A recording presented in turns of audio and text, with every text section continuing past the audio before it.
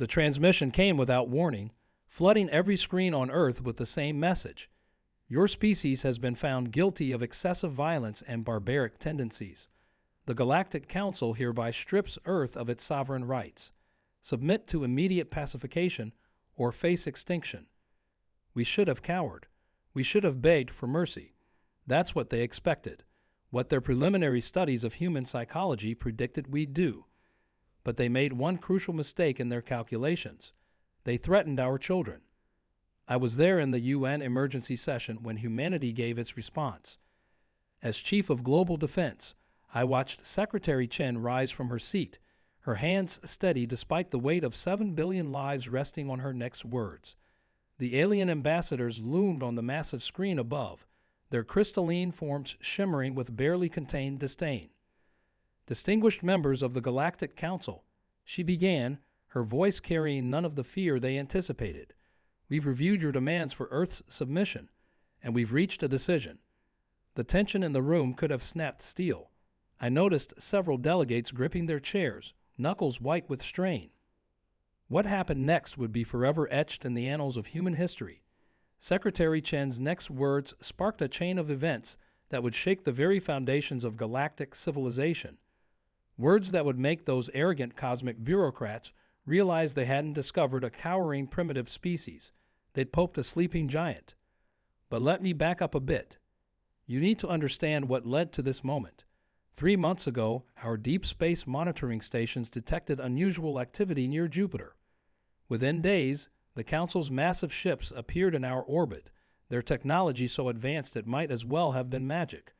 They came to judge us, they said, to evaluate our worthiness to join their precious galactic community. They watched our news feeds, analyzed our entertainment, studied our wars, and in their infinite wisdom, they decided we were too dangerous to be left to our own devices. The irony of threatening violence to prevent violence seemed lost on them. What they didn't study was our resilience, our determination, the way humans, throughout our bloody history, had always united against external threats. They didn't understand that every great achievement in human history came because someone told us it couldn't be done. The Council gave us 48 hours to submit to their pacification protocols, a process that would essentially lobotomize our entire species, stripping away our capacity for aggression. And yes, with it, our drive, our ambition, our very essence of what makes us human. Looking back now, I still get chills remembering Secretary Chen's response. The way she stood there, 5 foot 4 inches of pure steel, staring down beings who could have vaporized our planet with a thought. But before I tell you what she said, before I reveal how humanity showed the galaxy why you don't corner a species that clawed its way to the stars through sheer determination, you need to understand the full scope of what we were up against. Because what happened next would not only change the fate of Earth, but would send shockwaves through the galaxy that would be felt for millennia to come. It would prove that humanity, despite its flaws, despite its violent history, had earned its place among the stars, not through submission, but through something the Galactic Council had never encountered before. The Galactic Council wasn't just powerful. They were ancient. Their civilization had spread across thousands of galaxies, while we were still figuring out how to make fire. Their technology defied our understanding of physics. Their ships could bend space itself, turning vast cosmic distances into mere stepping stones. That's what made our next move so audacious. In the 3 months they spent studying us, we were studying them right back. Every scan they made of our planet, every transmission they sent, every energy signature their ships produced, we analyzed it all. Our best scientists worked around the clock, piecing together the puzzle of their technology. But our real advantage wasn't technological, it was psychological. You see, the Council had grown complacent over their millions of years of unopposed rule. They'd forgotten what it meant to face a species with nothing to lose and everything to prove. I remember asking Dr. Sarah Lee, our lead xenotechnologist, if we had any chance at all. She looked up from her workstation, dark circles under her eyes from weeks of endless research, and smiled. They think they know us because they've watched our movies and read our books, but they missed something crucial in their analysis. She pulled up a holographic display showing the energy patterns of the Council's ships. Look at how perfectly efficient their systems are, how precise, how predictable. They eliminated chaos from their civilization, and that's their weakness. Because chaos, unpredictability, these were humanity's greatest strengths. We thrived in disorder, adapted to the impossible. Where they saw our violent history as a flaw, it was actually the forge that had tempered us into something unique in the galaxy. A species that never, ever gave up. The Council's ultimatum had given us 48 hours. We used every second. While they waited in their ships, confident in their superiority, humanity was mobilizing on a scale never before seen in our history. Former enemies became allies. Political rivalries dissolved. The entire planet united with a single purpose. Our plan was insane, the kind of desperate gamble that only a species like ours would even consider. But that's what the Council didn't understand about humans. We'd rather go down fighting than live on our knees. Secretary Chen had seen the plan. She knew what we were capable of. That's why, when she stood before the Council's transmission, her voice didn't waver, because she knew something they didn't, something that was about to reshape the balance of power in our galaxy. The crystalline beings on the screen shifted impatiently, their forms refracting light in patterns that our xenobiologists had identified as expressions of contempt. "Your time grows short," their leader announced. "What is humanity's decision?" In that moment, as Secretary Chen prepared to respond, hundreds of thousands of ordinary people around the world were moving into position. Engineers, soldiers, teachers, doctors, all playing their part in what would become the most ambitious, coordinated action in human history. The Council thought they were dealing with a primitive species that needed to be contained. They were about to learn that humanity's greatest weapon wasn't our capacity for violence. It was our capacity for ingenuity. And what we had planned would force them to completely reevaluate their understanding of what a primitive species was capable of. Secretary Chen's next words would go down in history as the moment everything changed. "Distinguished Council members," she said, her voice carrying across the silent chamber, "humanity rejects your assessment of our species. But more importantly, we reject your authority to make such judgments." The crystalline beings flickered with what our xenologists later identified as shock. No species had ever dared to challenge them so directly. Their leader's form pulsed with angry red light. "You dare." "Yes, we dare." Chen interrupted, something no one had ever done before. "While you've been watching us, cataloging our flaws, we've been watching you too. And we've noticed something interesting about your ships." I felt the shift in the room as our plan entered its final phase. Around the world, millions watched their screens, knowing what was about to happen. The countdown had already begun. "Your vessels use quantum-locked crystalline matrices for navigation." Chen continued, her words precise and measured. "Beautiful technology. Elegant. Perfect." She paused, allowing a small smile. "Predictable." The Council beings began to shimmer more intensely, their colors shifting rapidly. They were beginning to realize that something was wrong, but their arrogance still blinded them to the true scope of what we planned. That's when we activated the devices, thousands of them, placed strategically around the globe, each one broadcasting a precisely calculated frequency. Individually, they were harmless. Together, they created something unprecedented. A planetary-scale resonance field. The Council's ships began to vibrate ever so slightly. Not enough to damage them. We weren't that primitive, but enough to disrupt their perfectly calibrated systems. Their quantum matrices couldn't maintain stability in the face of our organized chaos. "What you call our barbaric tendencies," Chen declared, "we call survival instincts. What you see as primitive violence, we recognize as the determination that kept us alive through ice ages, plagues, and countless disasters. We are not perfect, but we are not yours to judge." The Council leader's form was now a storm of clashing colors. "You cannot possibly understand our technology enough to reverse engineer your basic operating principles in just 3 months. Chen finished for them. "You're right. If we were working alone, we couldn't have. But you made a crucial mistake. You threatened every human on Earth simultaneously. And in doing so, you gave us something we've never had before: complete unity of purpose. I watched the tactical displays as our signal strengthened. The Council's ships were now completely immobilized, trapped in our carefully constructed resonance field. But we all knew this was just the beginning. They had more ships, more resources, more everything. What we were doing wasn't just resistance. It was a message. That's when Chen delivered the words that would echo through the cosmos. We don't want your war. We don't want your extinction threats. What we want. She stepped forward, her expression resolute. What we demand. The entire room held its breath. 7 billion humans watched their screens, and in orbit, the mighty ships of the Galactic Council hung helpless, about to learn exactly what humanity was capable of when pushed too far. What we demand, Chen continued, is our rightful place as equals. Her words hung in the air for a moment before she delivered the knockout blow. And we're not alone in this demand. That's when our scanners detected them, dozens of ships dropping out of hyperspace behind the Council's fleet. But these weren't reinforcements. These were the ships of other primitive species, ones the Council had subjugated over the centuries. Species who had been watching, waiting, and secretly communicating with us during those 3 crucial months. The Council leader's crystalline form froze in what I can only describe as absolute disbelief. Impossible. The quarantine protocols were broken 6 weeks ago, Chen finished. Did you really think humans would discover quantum communications and not immediately try to talk to our neighbors? We found them. All of them. The Centaurians you pacified 3 centuries ago. The Proxima colony you stripped of their technology. The Sirius alliance you forced into cultural regression.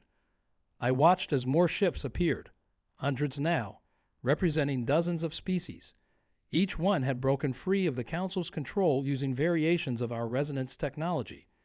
We hadn't just created a weapon, we'd started a revolution. The Council's leader spoke again, but this time there was something new in their voice. Fear. You don't understand what you've done.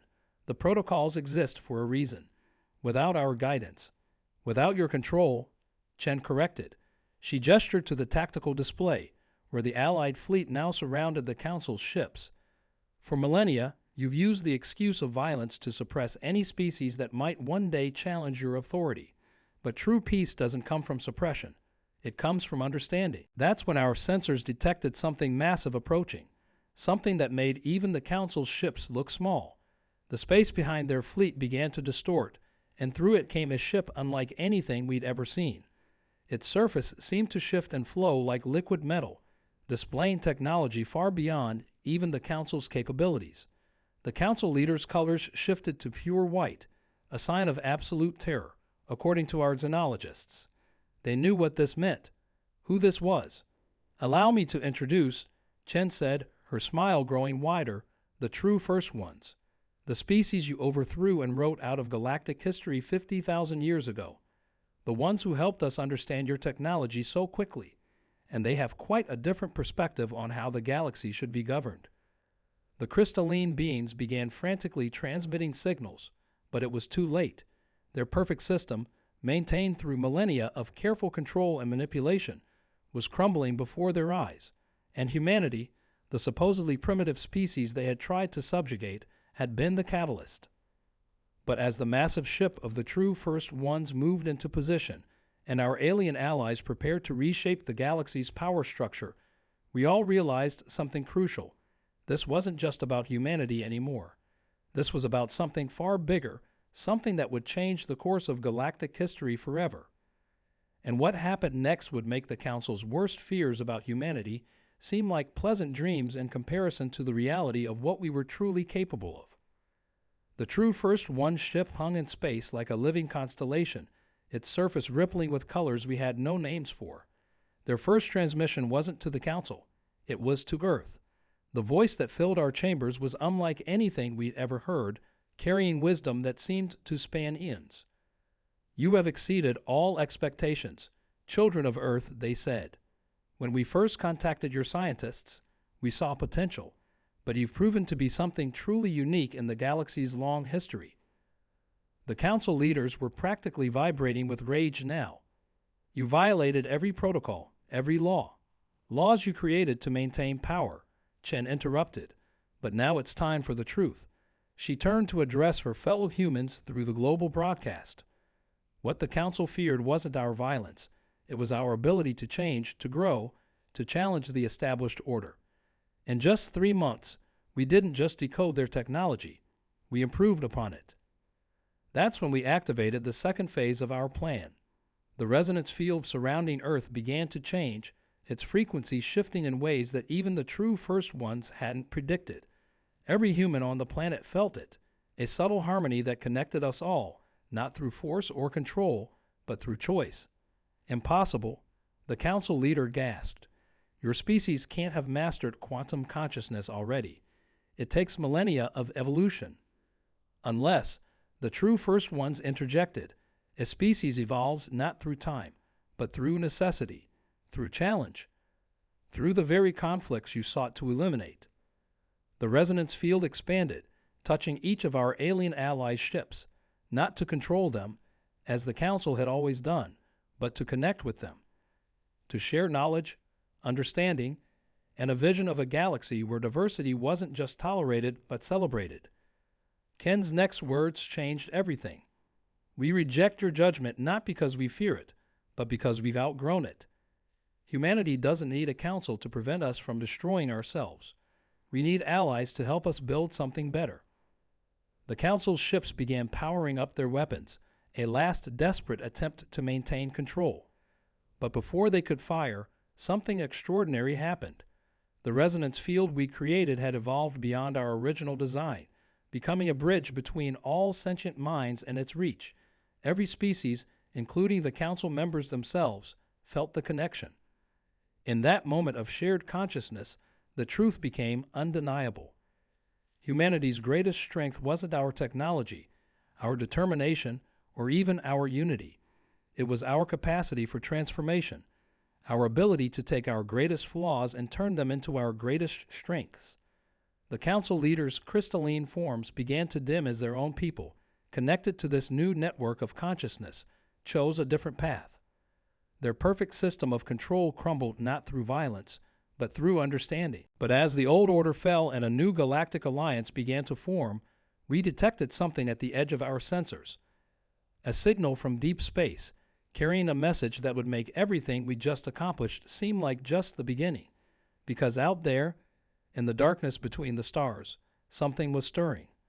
Something that would require every ounce of humanity's newfound power and every ally we just made to face. The true test wasn't overthrowing the Council. It was what we would do next, as equals among the stars, with challenges ahead that would make us long for the days when our biggest problem was a group of crystalline bureaucrats who thought they could tame the human spirit. And this time, we face it together, not as rulers and subjects, but as a galaxy united by choice, by understanding, and by the very qualities the Council had tried to suppress. The next chapter of our story was just beginning. Looking back now, 5 years after what historians call the Great Awakening, it's almost hard to believe how far we've come. The crystalline towers of the former Council headquarters on Alpha Centauri have been transformed into the Galactic Unity Center, where representatives from hundreds of species gather to share knowledge and work together as equals. Earth has changed too. Our cities now stretch into the sky with technology that blends human ingenuity with the wisdom of 1,000 worlds. But we've kept our parks, our oceans, our wild places, because the Council was wrong about one more thing. Our connection to our primitive roots, to the raw beauty of our homeworld, wasn't a weakness. It was the source of our strength. Secretary Chen retired last year, though she still teaches at the new Interstellar Academy. I visited her recently, watching young humans and aliens studying together in the quantum gardens she helped create. You know what the Council never understood? She asked me, smiling as a group of students passed by. They thought peace meant the absence of conflict, but real peace comes from learning how to face conflicts together. The true first ones were right about us being unique, but not in the way anyone expected. While other species sought perfection through control, humanity's gift was our ability to find strength in our imperfections. Our history of struggles and conflicts hadn't made us barbaric. It had taught us empathy, resilience, and the importance of choice. That mysterious signal we detected, It turned out to be from beyond our galaxy, the first contact with intelligences so different from anything we'd known that even the Council would never have imagined how to communicate with them. But humanity's experience in bridging differences, in finding connection despite seemingly insurmountable obstacles, made us uniquely suited to lead these new diplomatic efforts. The resonance field technology has evolved too. What started as a defense mechanism has become a galaxy-wide network of voluntary connection and sharing. Not a hive mind, as the Council feared, but something uniquely human, a way to maintain our individuality while experiencing deep empathy and understanding across species. But perhaps the most profound change has been in how we view ourselves.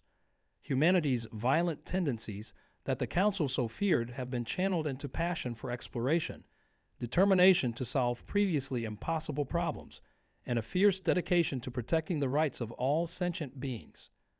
Last week, I stood on the observation deck of our new deep space monitoring station, watching ships from 100 worlds moving through the quantum gates that now connect our civilizations.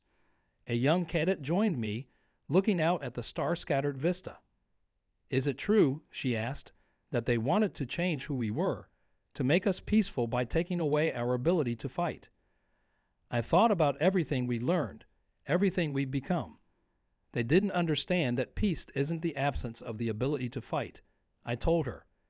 It's having the strength to fight and choosing something better. The signal from deep space grows stronger every day, bringing with it challenges that will test our new alliance in ways we can't yet imagine. But we face it without fear, because now we know humanity's greatest gift to the galaxy wasn't our technology, our determination, or even our unity. It was our understanding that true strength comes not from controlling the chaos, but from learning to dance with it. And as I watch our ships launch into the unknown, carrying the combined hopes and dreams of a united galaxy, I know that our story isn't ending. It's evolving just like we are.